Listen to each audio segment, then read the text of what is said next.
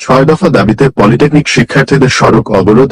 আমাদের সিরাজগঞ্জ জেলা প্রতিনিধি আরিফুল ইসলাম সুমন এর পাঠানো ভিডিও তথ্যচিত্রে থাকছে বিস্তারিত। সিরাজগঞ্জ শহরে 6 দফা দাবিতে সড়ক অবরোধ করে বিক্ষোভ করেছে পলিটেকনিক ইনস্টিটিউটের প্রায় 7 শতাধিক শিক্ষার্থী। বুধবার 16 এপ্রিল বেলা 11 থেকে পৌনে 12টা পর্যন্ত সিরাজগঞ্জ শহরের নিউ ঢাকা রোডের রেলগেট এলাকায় এই অবরোধ কর্মসূচি পালন করেন তারা।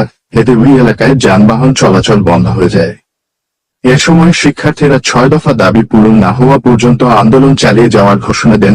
পরে সিরাজগঞ্জ সদর উপজেলা নির্বাহী কর্মকর্তা ইউএনও মনোয়ার হোসেন ও সদর আর্মি ক্যাম্প কমান্ডার মেজর মারুফ শিক্ষার্থীদের সঙ্গে সরাসরি কথা বলে যানবাহন চলাচল স্বাভাবিক করেন। বিক্ষোভরত শিক্ষার্থীরা জানান, গত 18 মার্চ হাইকোর্টের নির্দেশে ক্রাফট ইন্সট্রাক্টরদের জন্য 30% কোটা প্রয়োগ করে জুনিয়র ইন্সট্রাক্টর পদে পদোন্নতি আদেশ দেন।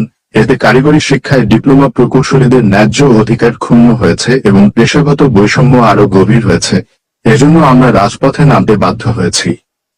তাদের 6 দফা দাবিগুলি হল: 30% কোটা বাতিল, কারিগরি শিক্ষায় শিক্ষিতদের দিয়ে কারিগরি পদে নিয়োগ, বিভাগীয় শহরে প্রকৌশল বিশ্ববিদ্যালয় স্থাপন, প্রাইভেট সেক্টরে ডিপ্লোমা প্রকৌশলীদের জন্য ন্যূনতম বেতন নির্ধারণ, প্রাথমিক বিদ্যালয়ের শিক্ষক পদে আবেদন করতে সুযোগ দেয়া এবং জুনিয়র ইন্সট্রাক্টর পদের যোগ্যতা হিসেবে বাধ্যতামূলকভাবে ডিপ্লোমা ডিগ্রি নির্ধারণ।